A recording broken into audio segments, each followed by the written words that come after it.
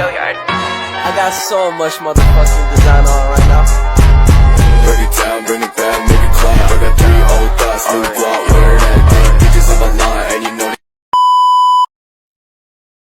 Assalamualaikum warahmatullahi wabarakatuh. Perkenalkan, saya Seprilia Eka Putri dengan NPM 2411167 dari kelas manajemen 21 gabungan. Di sini saya akan sedikit menjelaskan mengenai cara mengeneralisasikan asas-asas pendidikan. Yang pertama ada pengertian asas pendidikan. Asas pendidikan merupakan suatu kebenaran yang menjadi dasar atau tumpuan berpikir baik pada tahap perancangan maupun pelaksanaan pendidikan. Selanjutnya ada macam-macam asas pendidikan. Yang pertama ada asas Tuturi Handayani, yang kedua ada asas belajar sepanjang hayat, yang ketiga ada asas kemandirian dalam belajar.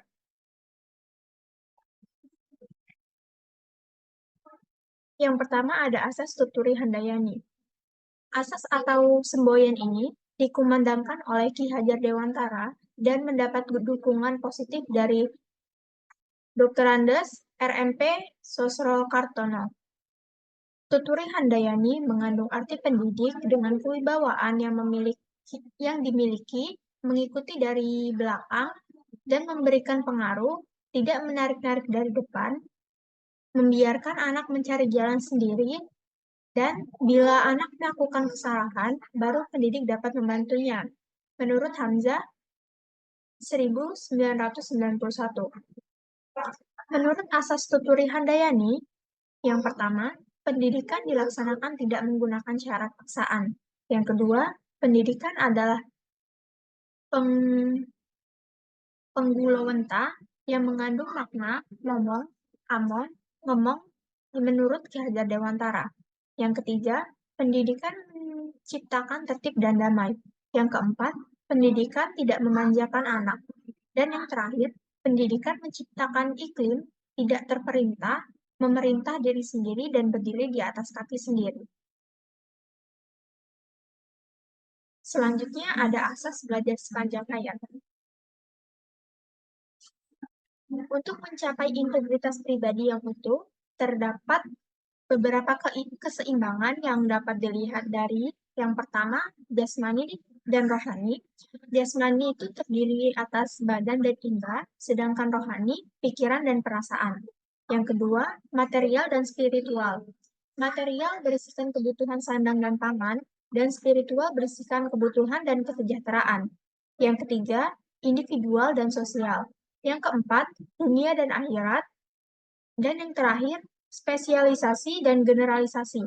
Manusia menginginkan kemampuan yang dimiliki orang lain, namun menginginkan kemampuan khusus bagi dirinya sendiri. Selanjutnya ada asas kemandirian dalam belajar. Asas ini tidak dapat dipisahkan oleh kedua asas sebelumnya, yaitu Tuturi Handayani dan asas belajar sepanjang hayat. Karena penerapan dari asas ini adalah pendidik harus menjalankan peran komunikator, fasilitator, dan organisator. Selanjutnya ada penerapan asas-asas pendidikan. Itu dibagi menjadi dua. Yang pertama, menurut keadaan yang ditemui, dan yang kedua menurut permasalahan yang dihadapi.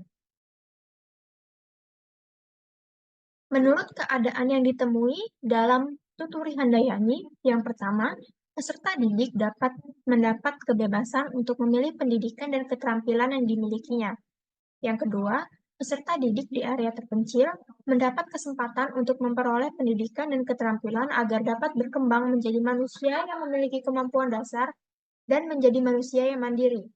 Sedangkan menurut keadaan dalam asas sepanjang hayat, yang pertama, usaha pemerintah untuk memperluas kesempatan belajar telah mengalami peningkatan.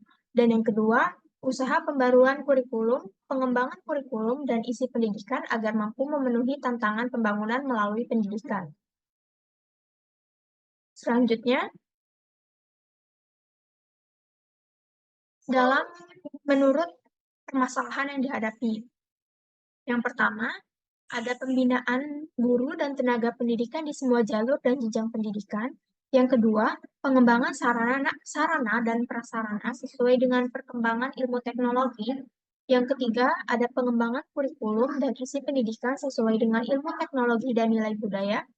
Dan yang keempat, ada pengembangan buku ajar sesuai dengan tuntutan perkembangan ilmu pengetahuan.